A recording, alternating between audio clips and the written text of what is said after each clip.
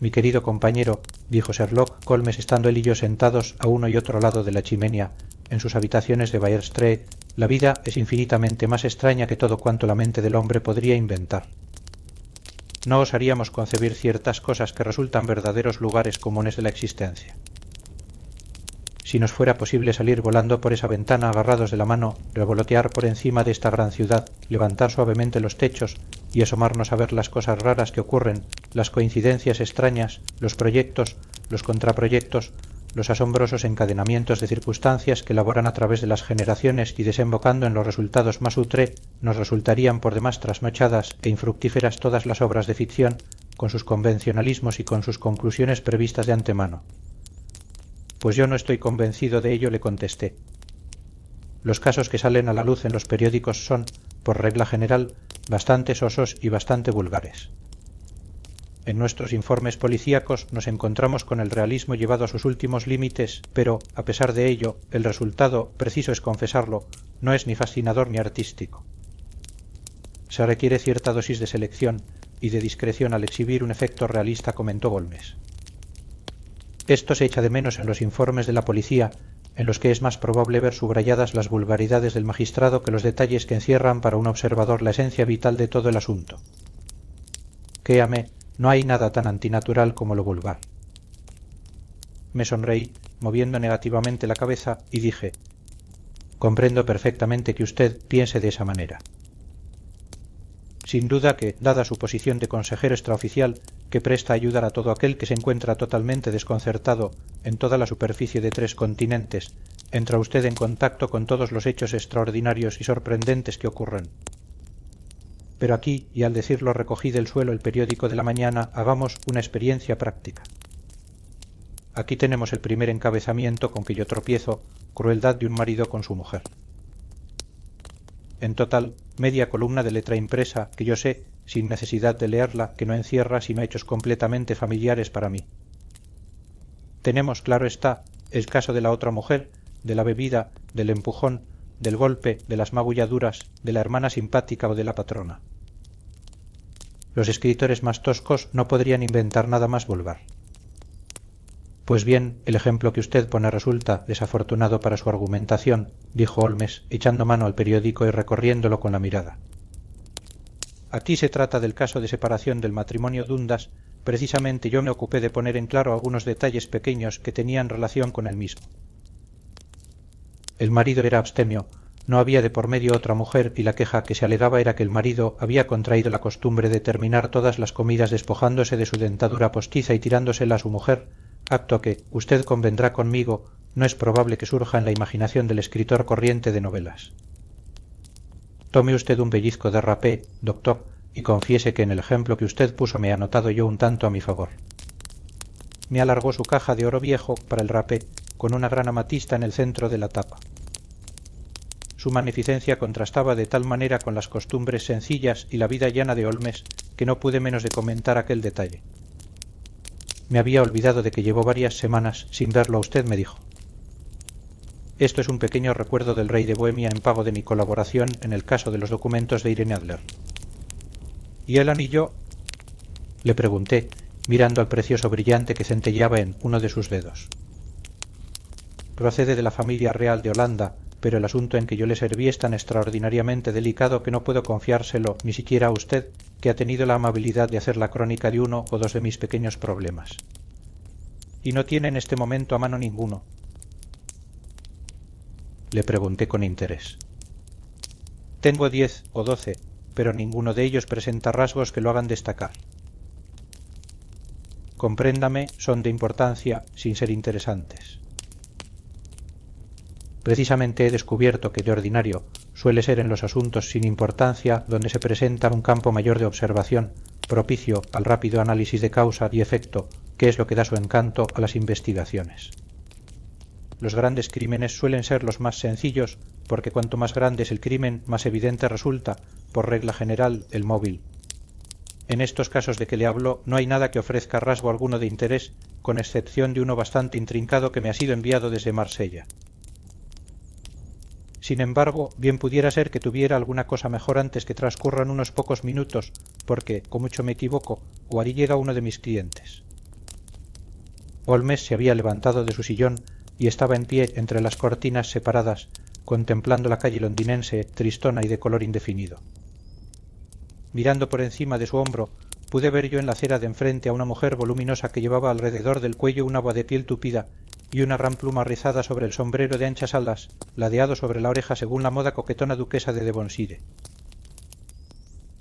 Esa mujer miraba por debajo de esta gran panoplia hacia nuestras ventanas con gesto nervioso y vacilante, mientras su cuerpo oscilaba hacia adelante y hacia atrás y sus dedos manipulaban inquietos con los botones de su guante. Súbitamente, en un arranque parecido al del nadador que se tira desde la orilla al agua, cruzó apresuradamente la calzada y llevó a nuestros oídos un violento resonar de la campanilla de llamada.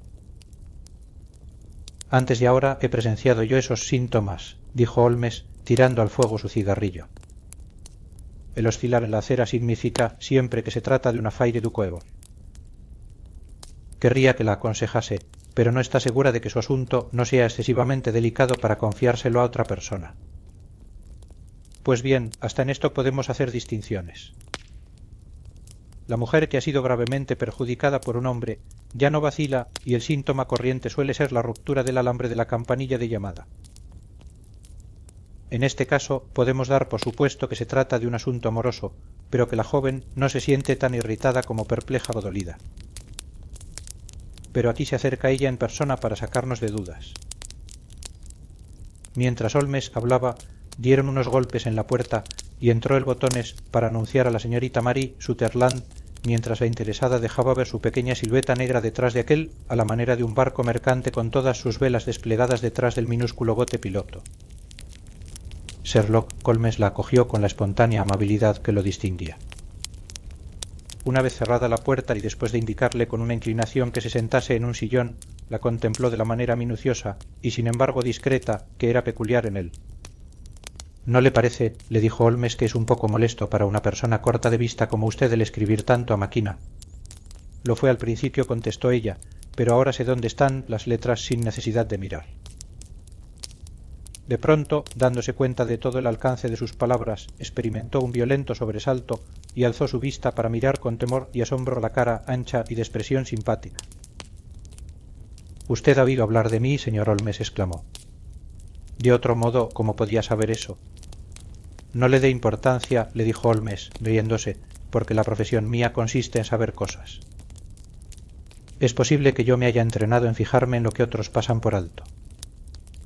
Si no fuera así, ¿qué razón tendría usted para venir a consultarme? Vine a consultarle, señor, porque me habló de usted la señora Ethereje, el paradero de cuyo esposo descubrió usted con tanta facilidad cuando la policía y todo el mundo lo había dado por muerto. Ay, señor Holmes, si usted pudiera hacer eso mismo para mí.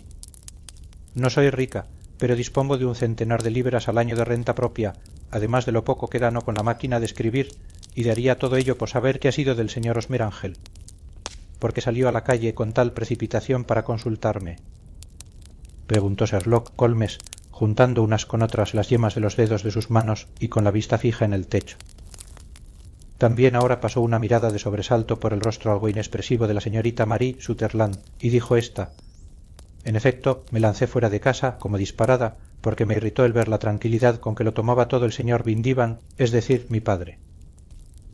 No quiso ir a la policía, ni venir a usted, y por último, en vista de que él no hacía nada y de que insistía en que nada se había perdido, me salí de mis casillas, me vestí de cualquier manera y vine derecha a visitar a usted. El padre de usted», dijo Holmes. «Se referirá, seguramente, a su padrastro, puesto que los apellidos son distintos». «Sí, es mi padrastro. Le llamo padre, aunque suena a cosa rara, porque solo me lleva 5 años y 2 meses de edad». «¿Vive la madre de usted?». «Sí, mi madre vive y está bien. No me gustó mucho, señor Holmes, cuando ella contrajo matrimonio, muy poco después de morir papa, y lo contrajo con un hombre casi 15 años más joven que ella. Mi padre era fontanero en la Tottenham Court Road y dejó al morir un establecimiento próspero que mi madre llevó adelante con el capataz, señor Hardy, pero al presentarse el señor Vindivan lo vendió porque éste se consideraba muy por encima de aquello, pues era viajante en vinos. Les pagaron por el traspaso e intereses 4.700 libras, mucho menos de lo que papá habría conseguido de haber vivido. Yo creía que Sherlock Holmes daría muestras de impaciencia ante aquel relato inconexo e inconsecuente, pero, por el contrario, lo escuchaba con atención reconcentrada.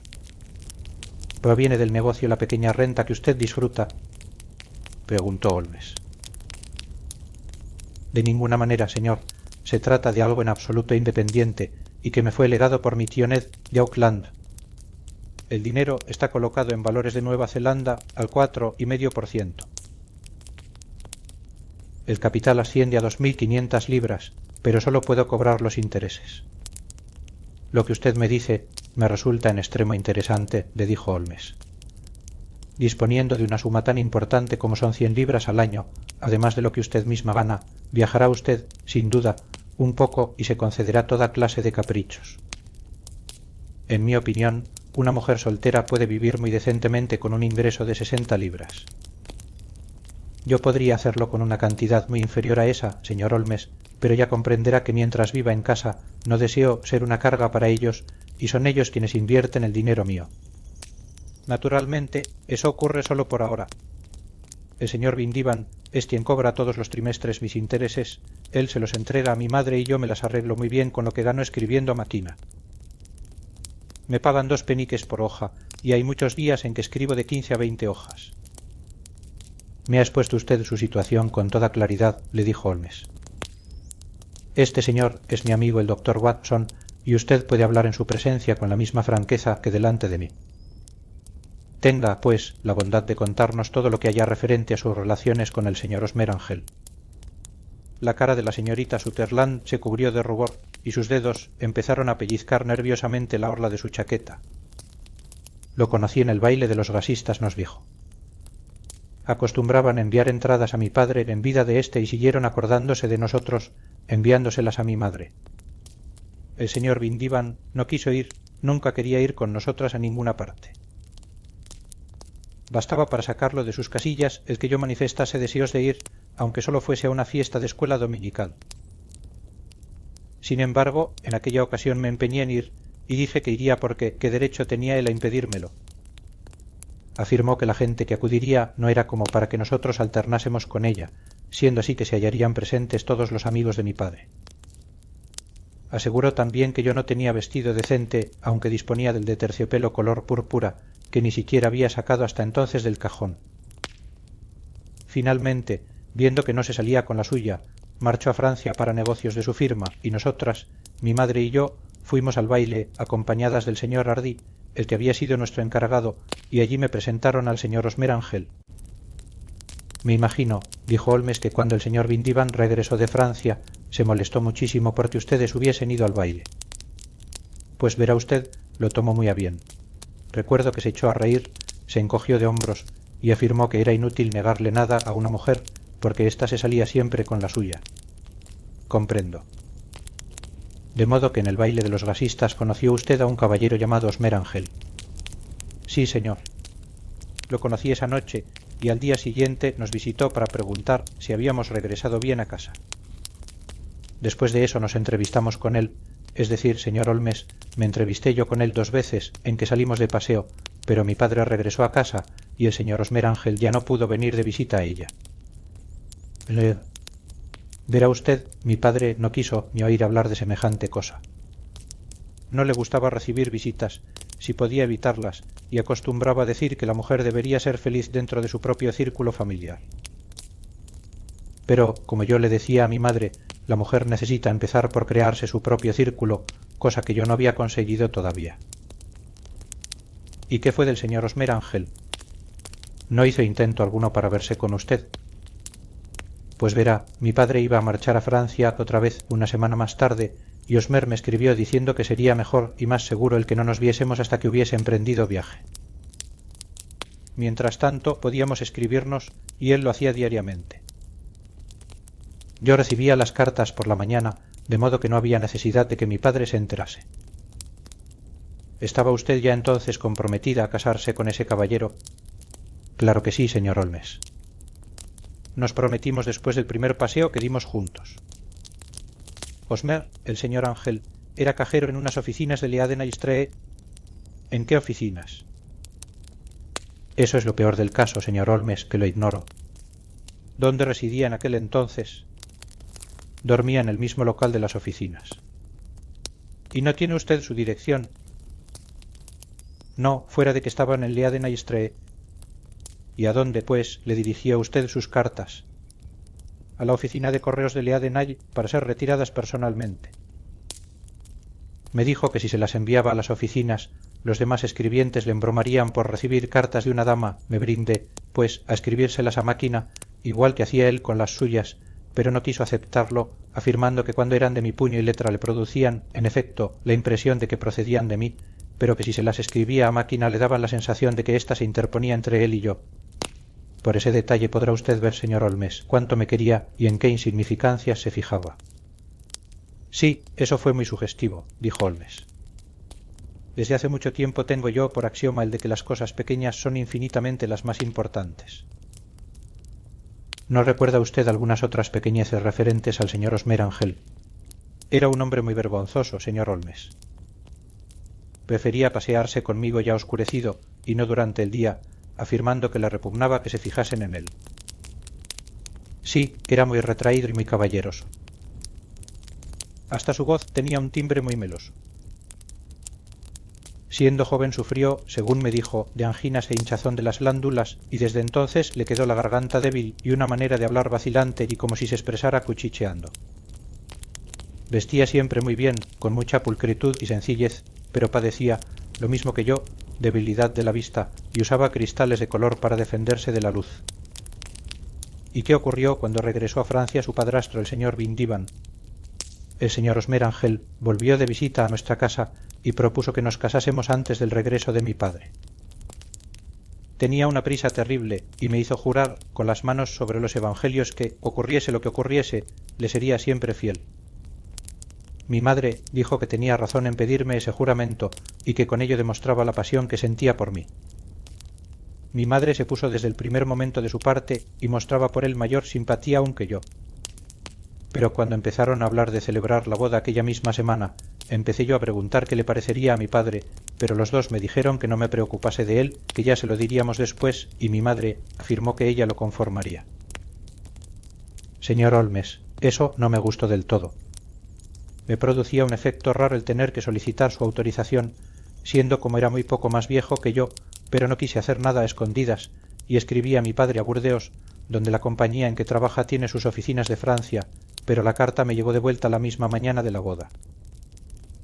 No coincidió con él, ¿verdad? No, porque se había puesto en camino para Inglaterra poco antes que llegase. Mala suerte. De modo que su boda quedó fijada para el viernes. ¿Iba a celebrarse en la iglesia? Sí, señor, pero muy calladamente. Iba a celebrarse en Saviur, cerca de King's Cross, y después de la ceremonia nos íbamos a desayunar en el Pancras Hotel. Osmer vino a buscarnos en un ansón, pero como nosotras éramos solo dos, nos metió en el mismo coche, y él tomó otro de 4 ruedas, porque era el único que había en la calle. Nosotros fuimos las primeras en llegar a la iglesia, y cuando lo hizo el coche de 4 ruedas esperábamos que Osmer se apearía del mismo, pero no se apeó, y cuando el cochero bajó del pescante y miró al interior, allí no había nadie. El cochero manifestó que no acertaba a imaginarse que había podido hacerse del viajero, porque lo había visto con sus propios ojos subir al coche. Eso ocurrió el viernes pasado, señor Holmes, y desde entonces no he tenido ninguna noticia que pueda arrojar luz sobre su paradero. Me parece que se han portado con usted de una manera vergonzosa, dijo Holmes. Oh, no, señor.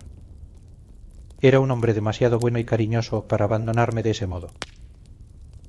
Durante toda la mañana no hizo otra cosa que insistir en que, ocurriese lo que ocurriese, tenía yo que seguir siéndole fiel, que aunque algo imprevisto nos separase al uno del otro, tenía yo que acordarme siempre de que me había comprometido a él y que más pronto o más tarde se presentaría a exigirme el cumplimiento de mi promesa.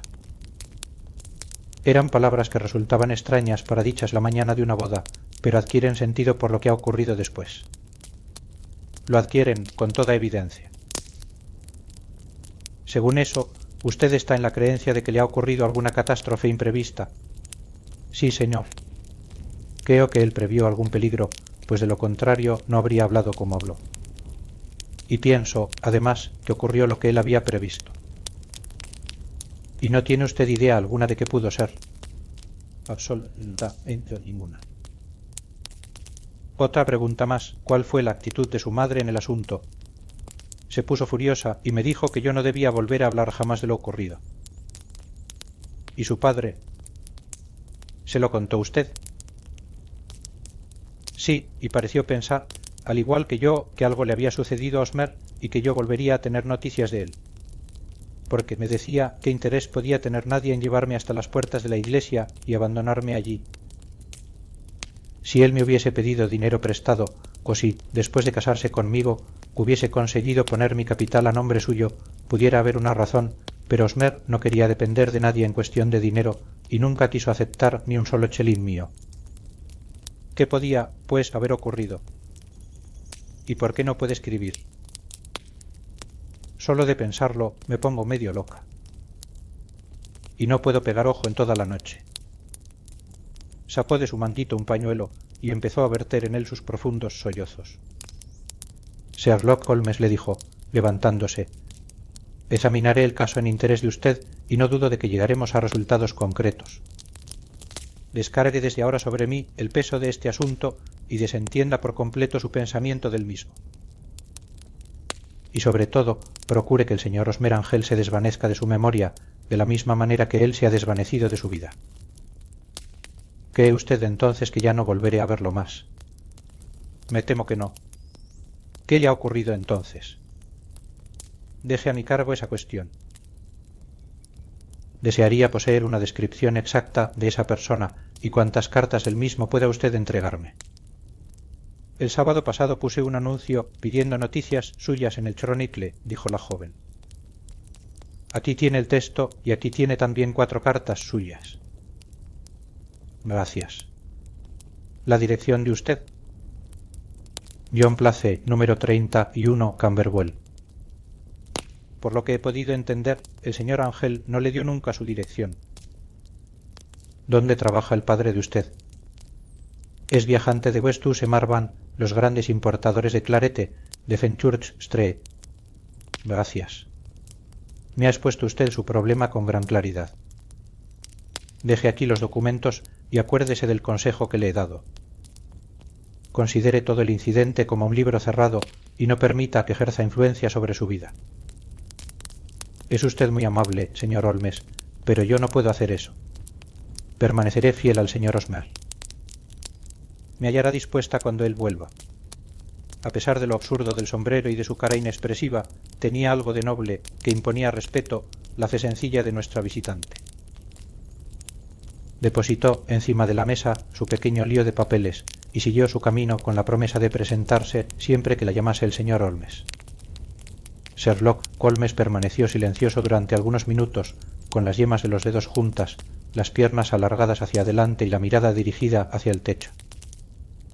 Cogió luego del colgadero la vieja y aceitosa pipa de arcilla, que era para él como su consejera, y, una vez encendida, se recostó en la silla, lanzando de sí en espirales las guirnaldas de una nube espesa de humo azul, con una expresión de languidez infinita en su cara.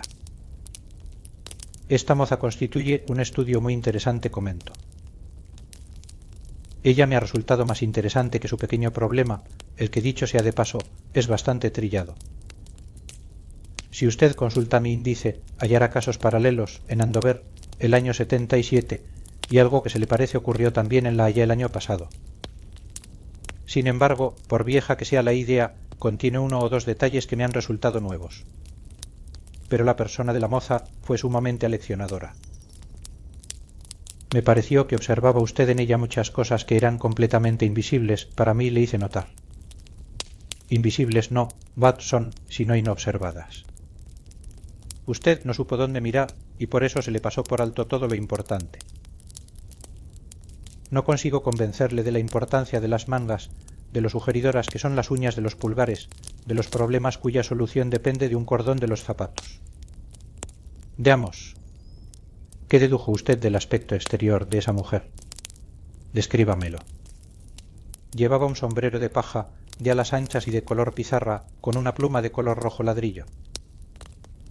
Su chaqueta era negra, adornada con abalorios negros y con una orla de pequeñas cuentas de azabache. El vestido era color marrón, algo más oscuro que el café, con una pequeña tira de felpa púrpura en el cuello y en las mangas. Sus guantes tiraban a grises, completamente desgastados en el dedo índice de la mano derecha. No me fijé en sus botas. Ella es pequeña, redonda, con aros de oro en las orejas y un aspecto general de persona que vive bastante bien, pero de una manera vulgar, cómoda y sin preocupaciones. Sherlock Holmes palmeó suavemente con ambas manos y se rió por lo bajo. Por vida mía, Watson, que está usted haciendo progresos. Lo ha hecho usted, pero que muy bien. Es cierto que se le ha pasado por alto todo cuanto tenía importancia, pero ha dado usted con el método y posee una visión rápida del color. Nunca se confía impresiones generales, muchacho, concéntrese en los detalles. Lo primero que yo miro son las mangas de una mujer. En el hombre tiene quizá mayor importancia la rodillera del pantalón. Según ha podido usted advertir, esta mujer lucía felpa en las mangas, y la felpa es un material muy útil para descubrir rastros. La doble línea, un poco más arriba de la muñeca, en el sitio donde la mecanógrafa hace presión contra la mesa, estaba perfectamente marcada. Las máquinas de coser movidas a mano dejan una señal similar, pero solo sobre el brazo izquierdo y en la parte más alejada del dedo pulgar, en vez de marcarla cruzando la parte más ancha, como la tenía ésta. Luego miré a su cara y descubrí en ambos lados de su nariz la señal de unas gafas a presión, todo lo cual me permitió aventurar mi observación sobre la cortedad de vista y la escritura, lo que pareció sorprender a la joven. También me sorprendió a mí. Sin embargo, era cosa que estaba a la vista. Me sorprendió mucho, después de eso, y me interesó, al mirar hacia abajo, el observar que a pesar de que las botas que llevaba no eran de distinto número, sí que eran desparejas, porque una tenía la puntera con ligeros adornos, mientras que la otra era lisa. La una tenía abrochados únicamente los 2 botones de abajo eran 5, y la otra los botones primero, tercero y quinto. Pues bien, cuando una señorita joven, correctamente vestida en todo lo demás, ha salido de su casa con las botas desparejas y a medio abrochar, no significa gran cosa el deducir que salió con mucha precipitación. ¿Y qué más?, le pregunté, vivamente interesado, como siempre me ocurría, con los incisivos razonamientos de mi amigo.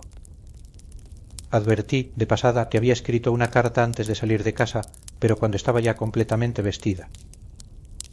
Usted se fijó en que el dedo índice de la mano derecha de su guante estaba roto, pero no se fijó, por lo visto, en que tanto el guante como el dedo estaban manchados de tinta violeta.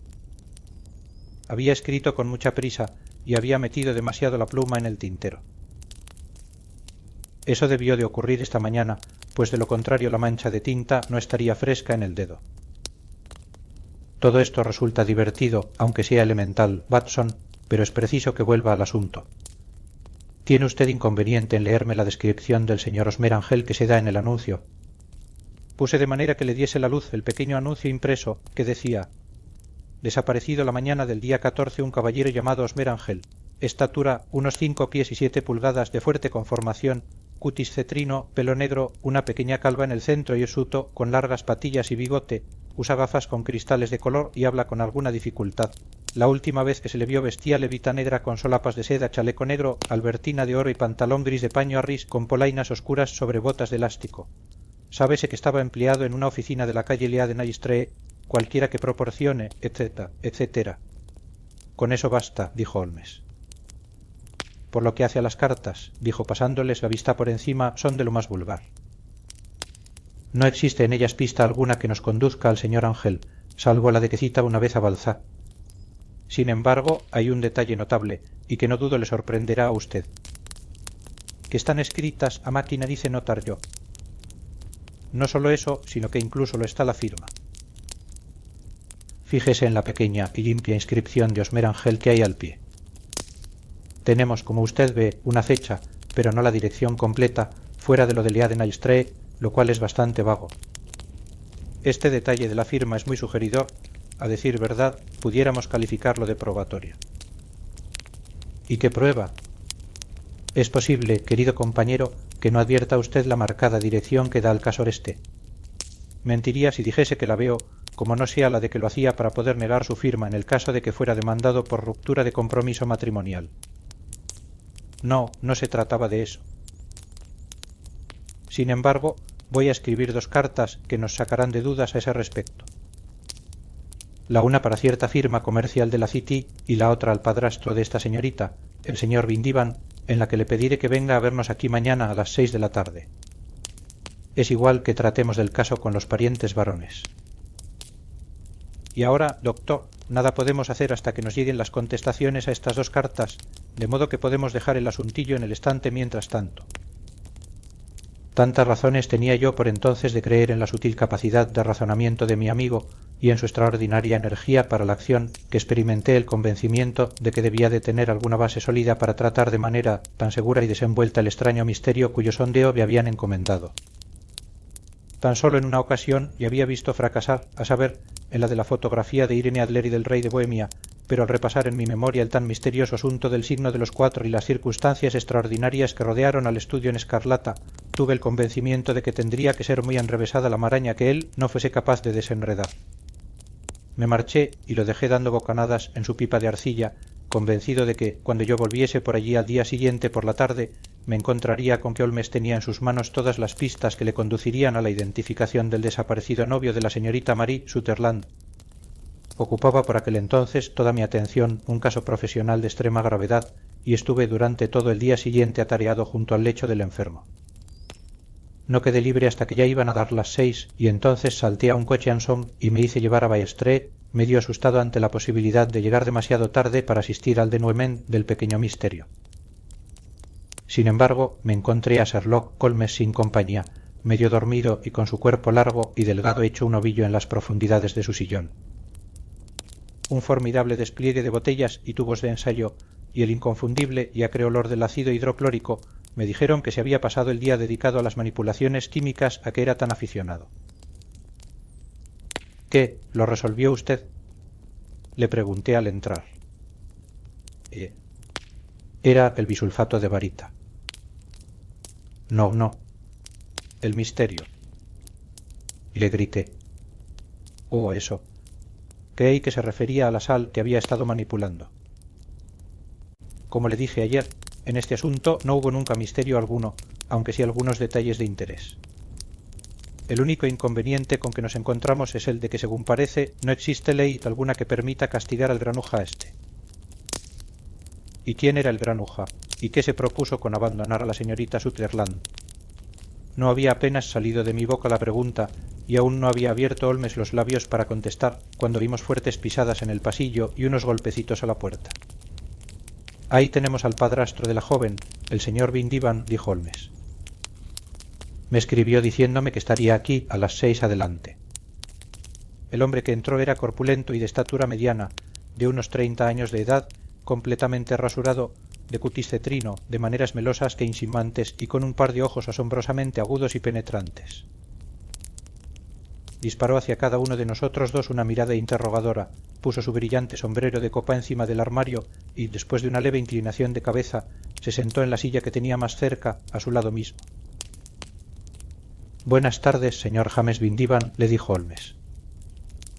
Creo que es usted quien me ha enviado esta carta escrita a máquina, citándose conmigo a las 6, ¿no es cierto? En efecto, señor. Me temo que he llegado con un pequeño retraso, pero tenga en cuenta que no puedo disponer de mi persona libremente.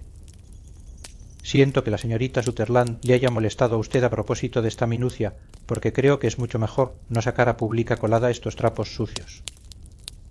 Vino muy contra mi voluntad, pero es una joven muy excitable e impulsiva, como habrá usted podido darse cuenta, y no es fácil frenarla cuando ha tomado una resolución.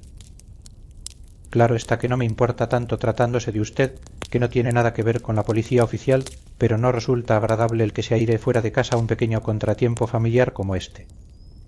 Además, se trata de un gasto inútil, porque ¿cómo va usted a encontrar a este Osmerangel? Por el contrario, dijo tranquilamente Holmes, tengo toda clase de razones para creer que lograré encontrar a ese señor. El señor Vindivan experimentó un violento sobresalto y dejó caer sus guantes diciendo: «Me encanta oír decir eso». Resulta curioso, comentó Holmes, el que las máquinas de escribir den a la escritura tanta individualidad como cuando se escribe a mano. No hay 2 máquinas de escribir iguales, salvo cuando son completamente nuevas. Hay unas letras que se desgastan más que otras y algunas de ellas golpean solo con un lado. Pues bien, señor Vindivan, fíjese en que se da el caso en esta carta suya de que todas las letras son algo borrosas y que en el ganchito de la letra R hay un ligero defecto. Tiene su carta otras 14 características, pero estas dos son las más evidentes. Escribimos toda nuestra correspondencia en la oficina con esta máquina y por eso sin duda está algo gastada, contestó nuestro visitante, clavando la mirada de sus ojillos brillantes en Holmes. Y ahora, señor Vindivan, voy a mostrarle algo que constituye verdaderamente un estudio interesantísimo, continuó Holmes.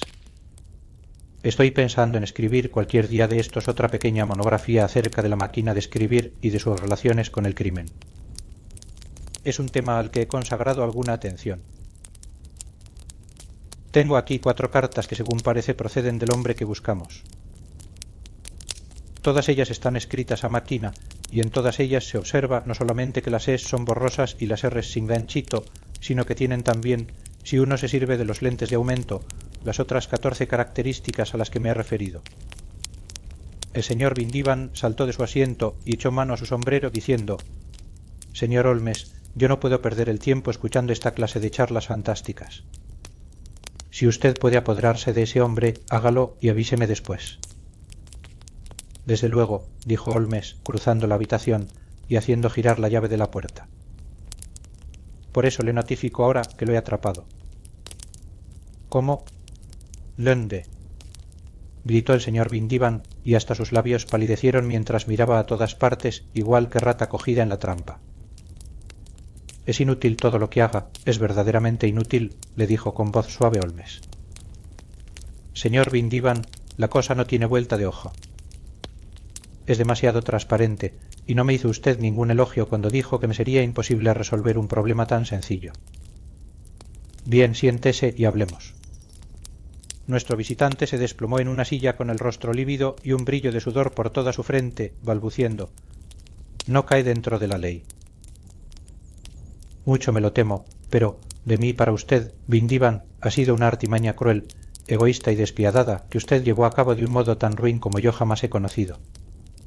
Y ahora permítame tan solo repasar el curso de los hechos y contradígame si en algo me equivoco». Nuestro hombre estaba encogido en su asiento, con la cabeza caída sobre el pecho como persona que ha sido totalmente aplastada. Holmes colocó sus pies en alto, apoyándolos en la repisa de la chimenea, y echándose hacia atrás en su sillón, con las manos en los bolsillos, comenzó a hablar, en apariencia para sí mismo más bien que para nosotros, y dijo: «El hombre en cuestión se casó con una mujer mucho más vieja que él, lo hizo por su dinero y, además, disfrutaba del dinero de la hija mientras ésta vivía con ellos. Esta última cantidad era de importancia para gentes de su posición y el perderla habría equivalido a una diferencia notable. Valía la pena de realizar un esfuerzo para conservarla. La hija era de carácter bondadoso y amable, cariñosa y sensible en sus maneras. Resultaba, pues, evidente que con sus buenas dotes personales y su pequeña renta no la dejarían permanecer soltera mucho tiempo. Ahora bien, y como es natural, su matrimonio equivalía a perder 100 libras anuales y, ¿qué hizo entonces para impedirlo el padrastro? Adoptó la norma fácil de mantenerla dentro de casa, prohibiéndole el trato con otras personas de su misma edad.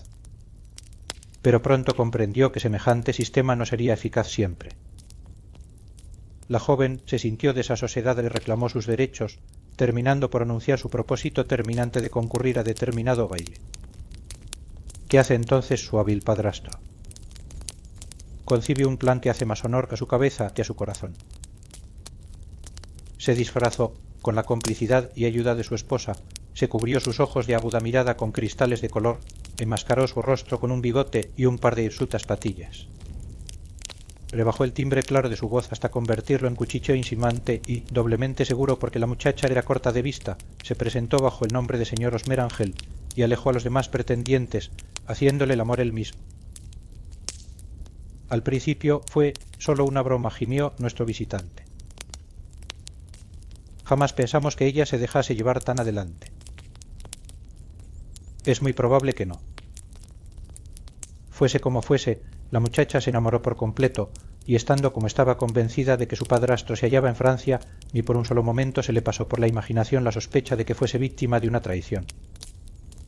las atenciones que con ella tenía el caballero la halagaron y la admiración, ruidosamente manifestada por su madre, contribuyó a que su impresión fuese mayor.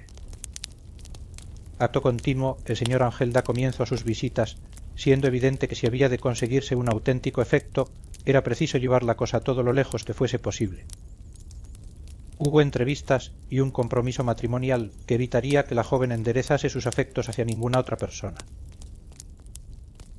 Sin embargo, no era posible mantener el engaño para siempre.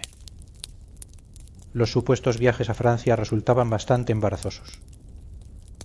Se imponía claramente la necesidad de llevar el negocio a término de una manera tan dramática que dejase una impresión permanente en el alma de la joven y que le impidiese durante algún tiempo poner los ojos en otro pretendiente.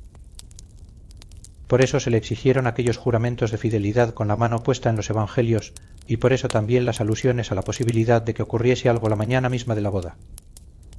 James Vindivan quería que la señorita Sutherland se ligase a Osmerange de tal manera que permaneciese en una incertidumbre tal acerca de su paradero que durante los próximos 10 años al menos no prestase oídos a otro hombre. La condujo hasta la puerta de la iglesia y entonces, como ya no podía llevar las cosas más adelante, desapareció oportunamente, recurriendo al viejo truco de entrar en el coche de 4 ruedas por una portezuela y salir por la otra. Así es, señor Vindivan, como se encadenaron los hechos, según yo creo.